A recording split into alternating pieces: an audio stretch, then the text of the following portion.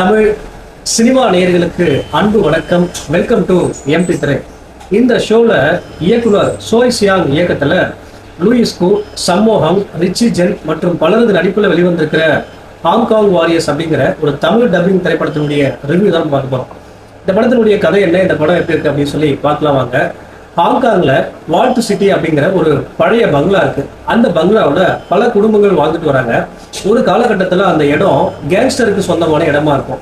அப்போ அங்க அடிக்கடி வெட்டு, குத்து, சூதாட்டம் அப்படின்னு பல கெட்ட விஷயங்கள் நடந்துட்டு இருக்கும். அப்போ சைக்ளோன் அப்படிங்கிற ஒரு நபர் எல்லாத்துக்கும் முடிவு கட்டி அதை நல்வழிப்படுத்துவார்.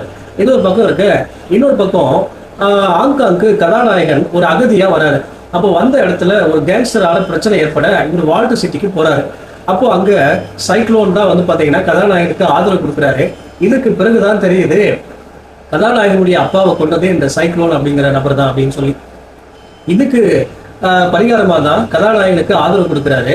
இது ஒரு பக்கம் இருக்கு. இன்னொரு பக்கம் கதாநாயகனை கொன்றதுக்காக ஒரு கேங்ஸ்டர் கும்பல் சுத்திட்டு இருக்கு. அப்போ வால்ட் சிட்டிக்கு மிகப்பெரிய ஆபத்து வருது. இதற்கு பிறகு என்ன ஆச்சு அப்படிங்கிறது தான் படத்தினுடைய மீதி கதை. இந்த படத்தை பத்தி ஆலோசனை அப்படின்னா, ஹாங்காங்குடைய ஒரு ஆக்ஷன் படமா இந்த ஹாங்காங் வாரியர் வந்திருக்கு. இந்த படம் ஒரு கேங்ஸ்டர் படைப்பா இயக்குனர் கொடுத்திருக்காரு. படம் முழுக்க முழுக்க ஆக்ஷன் விருந்தா நமக்கு கொடுத்துருக்காங்க. படம் முழுக்க ஆக்ஷன் காட்சிகளாக இருக்கு. அது நமக்கு மிகப்பெரிய விருந்தா இருக்கு அப்படின்னு தான் சொல்லணும். மெட்ராஸ் படத்துல எப்படி ஒரு சொத்துக்காக அடிச்சுக்கிட்டாங்களோ அதே போல இந்த படத்துல வால்ட் சிட்டி அப்படிங்கிற இடத்துக்காக அடிக்கடி அரசியல் நடக்குது.